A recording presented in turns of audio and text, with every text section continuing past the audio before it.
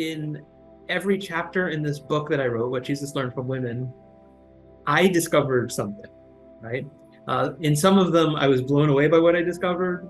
I ended up writing a chapter that I didn't think I'd have enough to write on. There are ones where I thought there were questions that couldn't be answered. People have been wondering about things for centuries, for millennia. And I don't know that I've got the right answer, but at least I feel like I've got something new to say on the subject. And so it's really hard to say. What I can share is that there are a couple of go-to instances that usually anyone who doesn't deny Jesus' humanity will accept. It's like, he learned from his mother, right? I mean, if he didn't learn from his mother, you're not dealing with an actual human being. And then there's the story of the Syrophoenician woman, right, where she has a clever comeback and seems to change Jesus' mind, right? And so that's one that a lot of people think is an instance of Jesus learning, of a woman having a profound impact on his life. And the one that's featured on the cover was really the one that I went to next. And it was the one that sort of confirmed to me that this thing that you could see in these two stories, right, which would be enough for maybe a pamphlet on the subject. Actually, there was more in other stories, right? And that was the story of the Samaritan woman. And often it's the reaction of other people, or there are things woven into the story that give us clues that there's an impact that's happening and that something new is happening that hasn't happened before. And so there's this remark that when the disciples came back from going to get food, they saw Jesus talking to this woman, and none of them dared ask him, why are you talking to a woman, right? If this was his usual practice, then that wouldn't be an issue, right? And suddenly I realized, this is not something that Jesus had been doing regularly. And yet we're going to see that as the gospel stories continue, Jesus does a lot of talking with women. And so this is something that may have been less than frequent, right? He's still saying, go get your husband. The men talk about things like that. But by the end of the story, right, this woman has shown that she can hold her own in a theological discussion about places of worship. And the fact that Jesus tells a famous story about a Samaritan, using it to challenge sort of ethnocentrism and a number of things like that, probably reflect the impact that this encounter had on Jesus.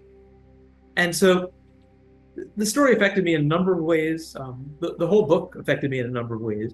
But one of them is simply the fact that I think that even in places like the Gospel of John, where we need to emphasize that this is an author telling a story so much in their own distinctive style that whether it's Jesus, John the Baptist, the narrator, they all sound the same in this gospel, right? And so historians tend to treat it with a fair amount of skepticism. But I think that even when it's told in somebody's distinctive style and their distinctive theology is woven through it, there are still things that can be useful to the historian. And I've long thought that, but the book reinforced that conviction as well. The chapter that I didn't expect to write was the one on Joanna, who sounds really important, right? She's funding Jesus' activity. She's married to the property manager of Herod, Antipas. This is clearly a woman of stature and of means, and she is funding Jesus' movement and part of his movement. And she's connected with the household of Herod Antipas, who executed John the Baptist and is on the lookout for Jesus and wondering whether he's going to be trouble and needs to get rid of him too. And so there's a fascinating story there, right? But we don't, as so often happens with women in ancient literature, we don't get enough details to really feel like we can put the story together.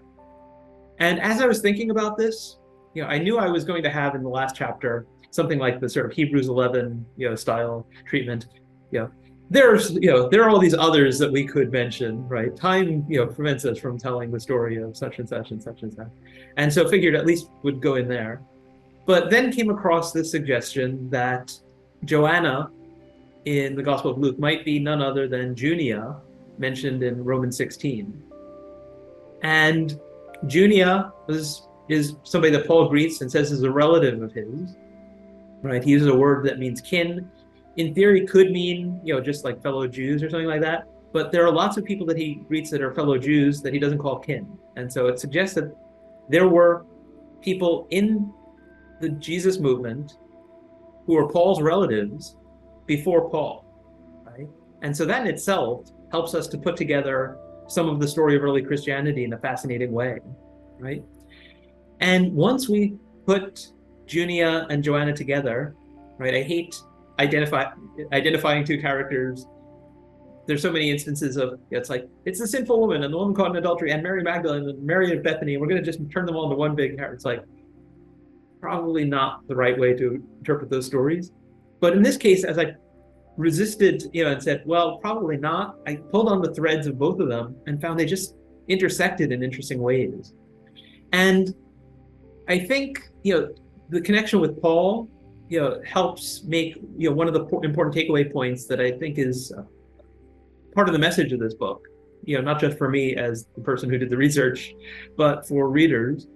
And it's something that Sarah Parks puts really nicely in her recent book on gender and the rhetoric of Jesus, that it's not just that we miss things about ancient women if we don't ask sort of feminist questions and we don't ask about the female characters and don't pay enough attention to them. We miss things about the men in early Christianity when we don't ask these stories. We miss things about Jesus. We miss things about Paul.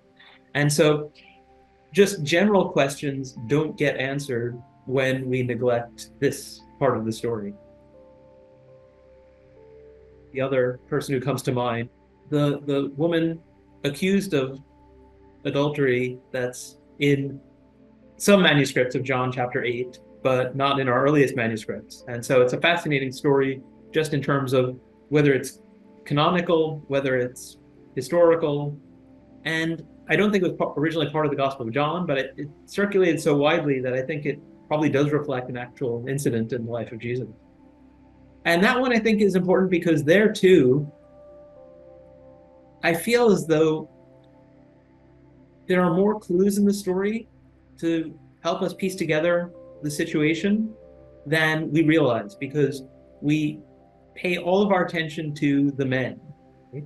And Christian readers who normally denigrate the Pharisees and don't find them trustworthy, when they bring this woman to Jesus and say she was caught in the act of adultery, even though at the very least female readers tend to say, now look, you can't commit adultery on your own. Okay, so there's an issue here, right?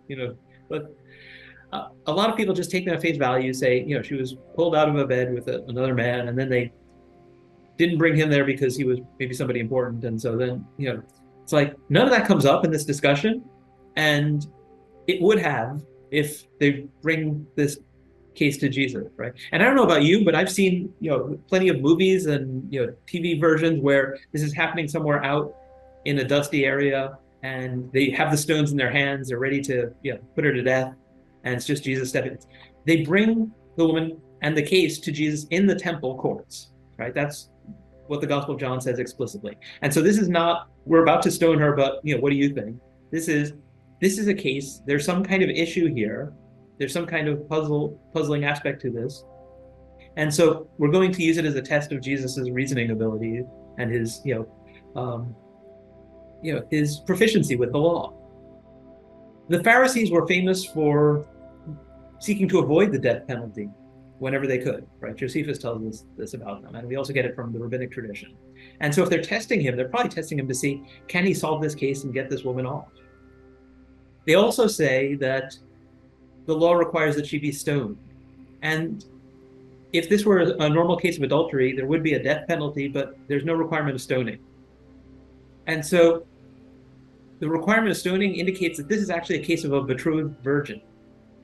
And so what we're dealing with here is probably a woman who was betrothed to be married, the marriage took place, and has not been, it's not clear that she's a virgin, right? From bleeding after the first intercourse. And so this has come up.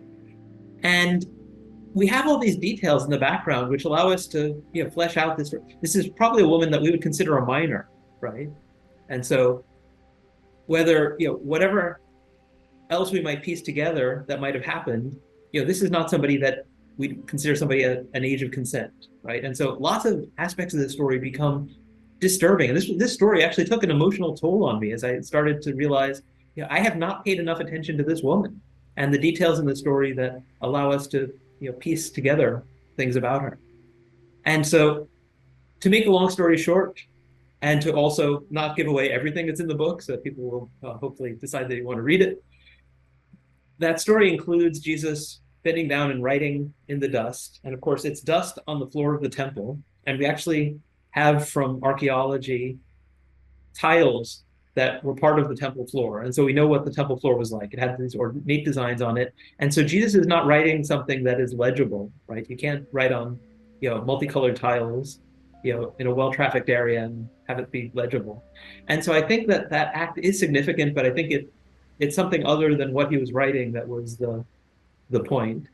And I think that the way the story unfolds gives us some new aspects that will help us to wrestle with those challenging words that are so familiar, right? Whoever among you is without sin, let them cast the first stone.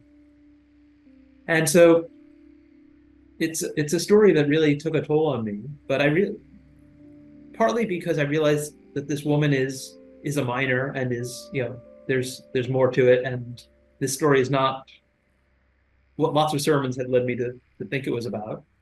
But also because I realized that I had never given this woman the attention that she deserved in order to piece her story together. And that was really impactful for me as an author.